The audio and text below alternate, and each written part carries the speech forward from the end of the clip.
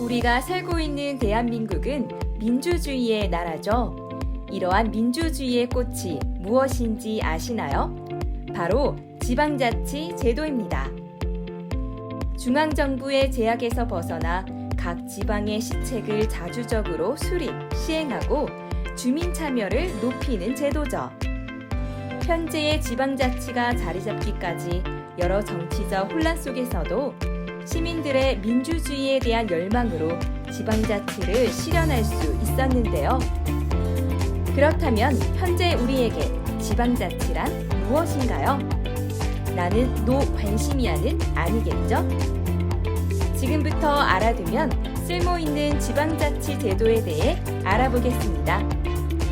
대한민국은 국민에게 주권이 있는 민주주의 국가입니다. 국민 주권이 매우 중요합니다. 이유를 설명해 드릴게요. 이는 지방자치가 민주주의의 기초로서 민중의 의사를 직접적으로 반영하고 민중의 지지를 받는 대중적 민주주의를 실현시키기 때문인데요. 그래서 지방자치를 풀뿌리 민주주의에 빗대기도 하는데 작은 풀뿌리 같은 민중들이 모여 큰 힘을 낸다는 의미랍니다.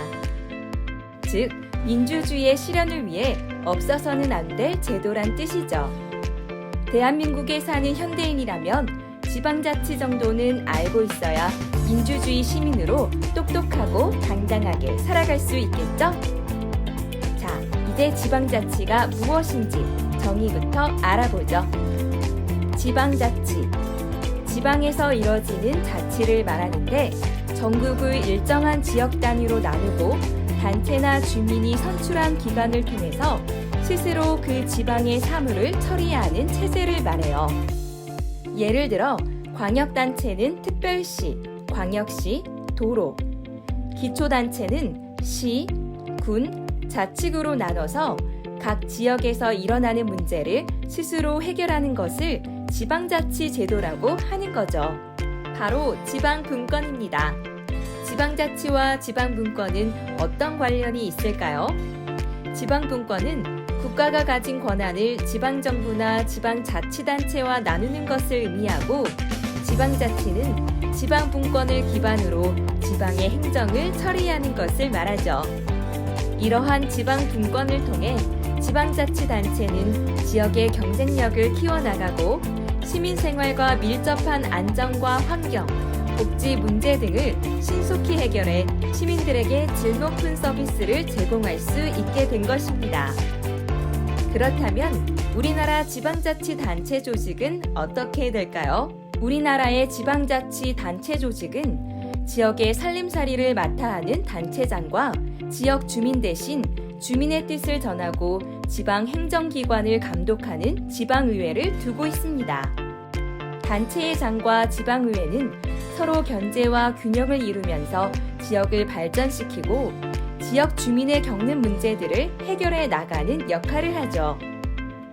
지방의 발전과 성장을 위해서 지역을 이끄는 단체장과 지방의원의 역할이 중요한 만큼 지역을 잘 알고 실력 있는 일꾼을 뽑는 것이 매우 중요하겠죠?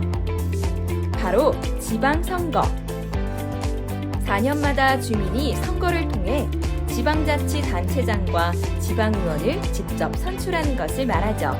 지방자치단체장 선거는 특별시장, 광역시장, 도지사, 자치구청장, 시장 및 군수를 뽑는 선거이고 지방의회의원 선거는 특별시 의회의원, 광역시 의회의원, 도의회의원, 자치구 의회의원을 뽑는 것이랍니다. 주민은 선거 이후 올바른 지방자치가 되도록 지속적인 관심을 가져야겠죠. 다음은 지방자치의 목적을 알아볼 텐데요. 지방자치는 왜 시작된 것일까요?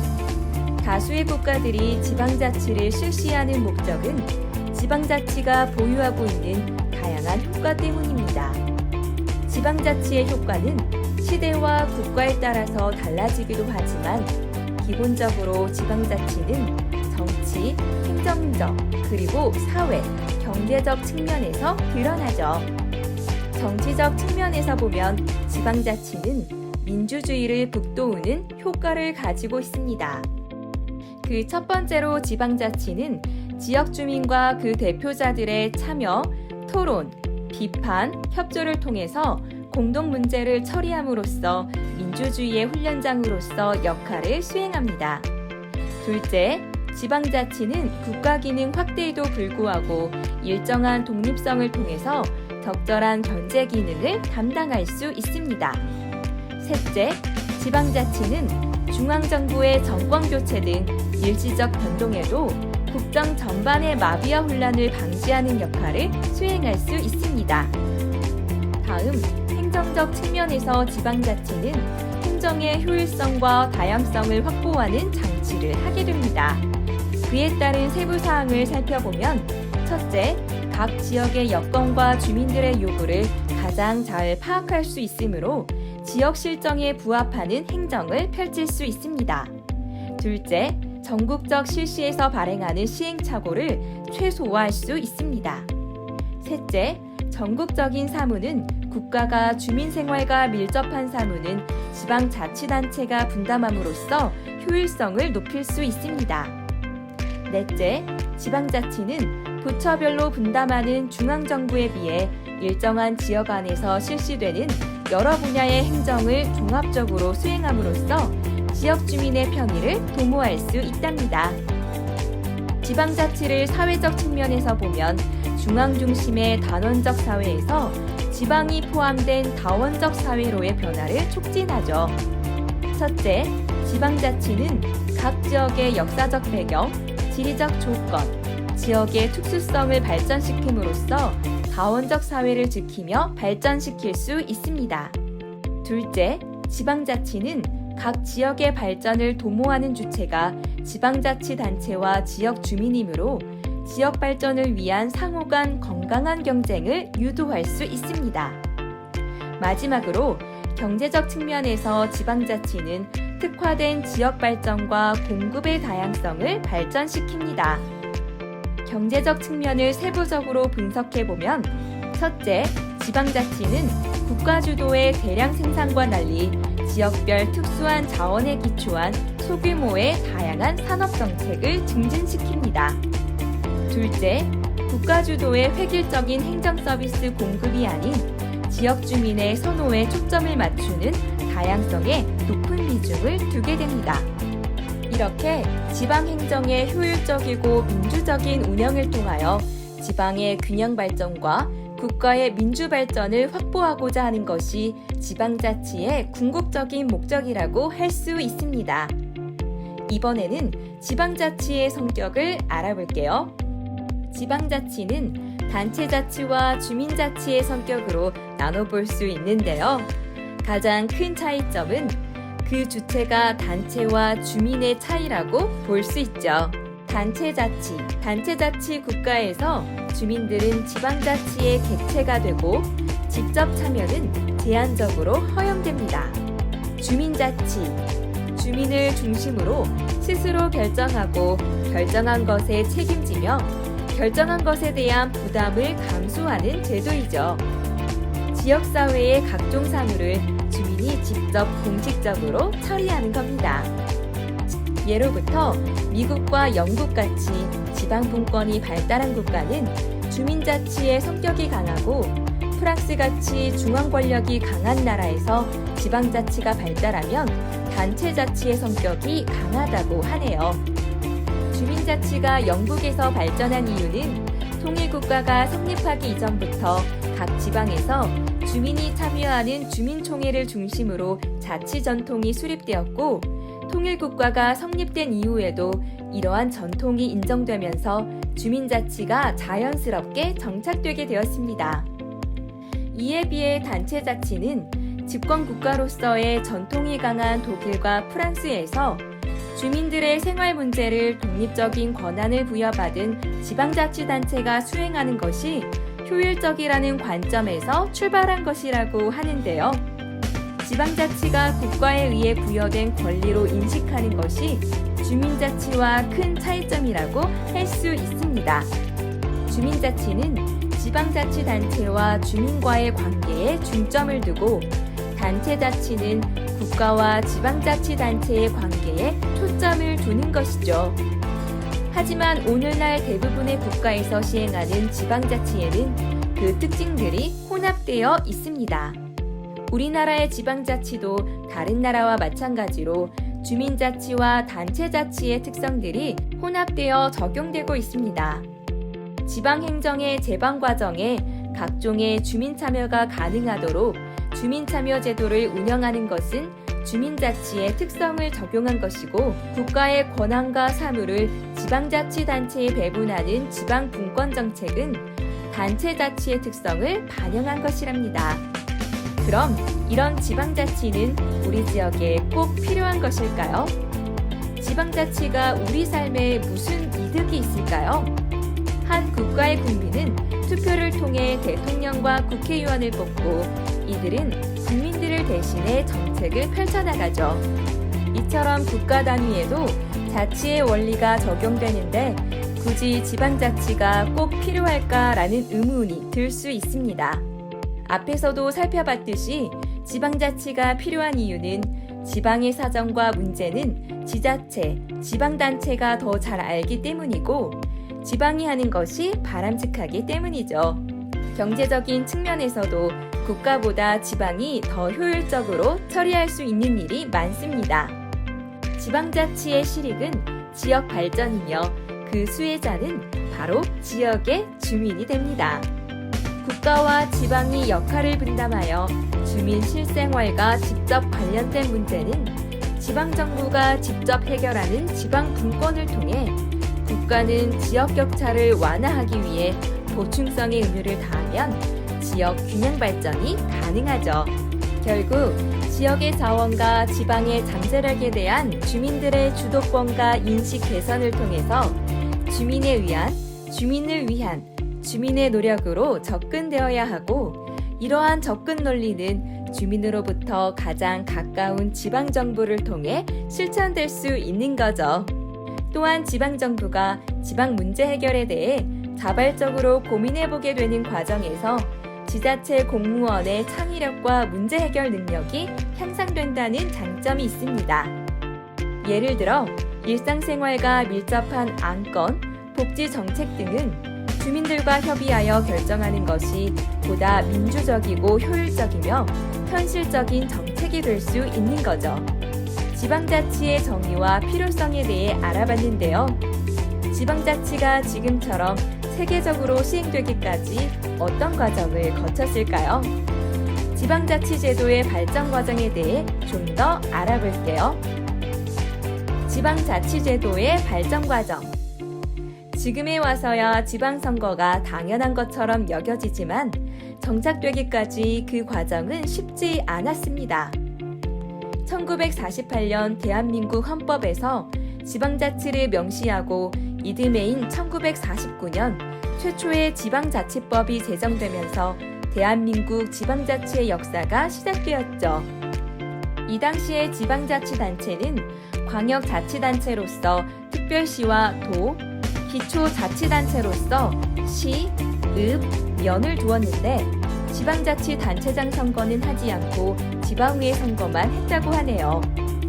그러나 이후 한국전쟁이 발발하면서 최초의 지방선거는 1952년에야 할 수 있었습니다. 1960년 정부는 지방자치법을 개정해 명실상부한 지방자치제의 실시를 시도했으나 1961년 5.16 군사정변으로 집권한 군사정권은 지방의회를 해산하고 지방자치에 관한 임시조치법을 제정해 그에 저촉되는 지방자치법의 효력을 정지시켰습니다. 이 임시조치법으로 제3공화국 이후 제5공화국까지 지방자치제는 무의미한 제도가 돼버렸습니다. 지방자치의 부활을 남북통일 이후로 유보한다고 결정함으로써 지방자치제도를 명목상으로만 유지하며 폐지와도 같은 그야말로 암흑기였습니다. 1987년 6월 항쟁으로 인해 개헌이 이루어지면서 지방의회 구성에 관한 유예 규정이 철폐되고 1988년 지방자치법이 전면 개정이 이뤄지게 됩니다. 이에 따라 1991년 상반기에 각급 지방의회가 다시 구성되면서 지방자치의 부활을 알렸습니다. 그러나 지방자치단체장의 선거는 그 실시가 1992년 6월 30일까지로 법정화됐음에도 불구하고 정부가 그 실시를 무기한 연기함으로써 완전한 지방자치화 시대는 지연됐었는데요. 1994년 3월의 공직선거 및 부정방지법 부칙 제7조에 의거 지방자치단체의장 선거를 1995년 6월 27일까지 실시하도록 규정했죠. 이처럼 우리 국민들은 풀뿌리 민주주의 실현을 위해 부단히 노력하고 투쟁했다는 것을 알 수 있습니다. 1995년에서야 비로소 제1회 전국 동시 지방선거가 실시되면서 지방자치제가 완전히 부활하게 됐습니다. 1995년 6월 27일 열린 지방선거는 주민들이 직접 단체장을 뽑는 주민 직선 자치제로 치러졌습니다.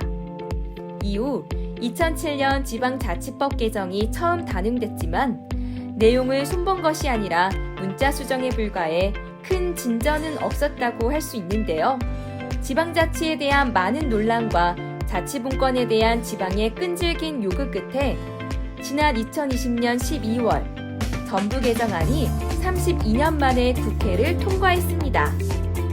이로써 2022년 1월 13일 전면 개정된 지방자치법이 시행되었습니다. 우리나라의 지방자치가 부활된 지 올해로 31년째입니다. 짧은 역사에도 불구하고 우리 사회 전반에 엄청난 변화를 가져왔죠. 그 변화는 무엇일까요? 지방자치 실시로 나타난 가장 큰 성과는 지역 주민들이 지역의 진정한 주인이 되기 시작했다는 사실입니다. 대한민국의 주권은 국민에게 있고 모든 권력은 국민으로부터 나온다는 헌법 제1조처럼 지역을 성장시키고 문제를 해결하는 주체가 바로 주인 정신을 가진 주민이라는 것이죠. 특히 이번 개정안은 자치분권의 핵심적 주체인 주민의 자치권을 확고히 하여 이전의 기관 중심에서 주민 중심으로 전환하는 매우 큰 변화를 맞이했습니다. 또 자치분권의 시대 정신을 종합적으로 반영했다는 점이 지방자치법 전부 개정의 주요 의미라고 할 수 있습니다. 전 세계 국가들이 지방자치 제도를 운영하며 지역사회 주민에 대해 제도상 자치권을 부여하고 있는데 우리나라 역시 마찬가지입니다. 주민의 참여율이 높아질수록 행정기관과 주민의 갈등이 해소되어 행정의 신뢰성을 확보할 수 있고 보다 효과적인 정책을 내놓을 수 있게 됩니다. 또 특수 계층이나 어떤 이익 집단의 주장에 휩쓸리지 않고 주민의 요구를 충분히 반영할 수 있게 되죠. 마지막으로 지방의 특성과 다양성을 기반으로 국가 발전에 도움이 될 수 있습니다. 이러한 주민의 참여는 주민대표기구는 주민자치회를 통해 더욱 활성화될 것으로 기대하고 있는데요. 주민대표기구를 통해 지방단체와의 원활한 소통과 지역 내 문제를 빠르게 해결할 수 있습니다. 주민이 직접 자치활동에 참여한다면 지역사회의 소외된 소시민들을 공동체 안으로 융합할 수 있다는 큰 장점도 있죠. 지금까지 지방자치의 정의와 주민의 역할에 대해 알아봤는데요. 지방자치 시대에서는 국가와 지방의 역할 분담은 단순히 수직관계가 아닙니다.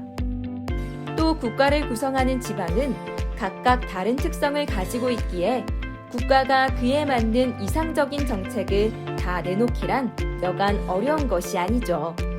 그 특성을 잘 알고 있는 단체장과 지방의회 의원, 주민이 지역의 올바른 미래를 건설하고 성장시키는 협력 관계를 통해 지방자치는 점점 발전해 나갈 것입니다.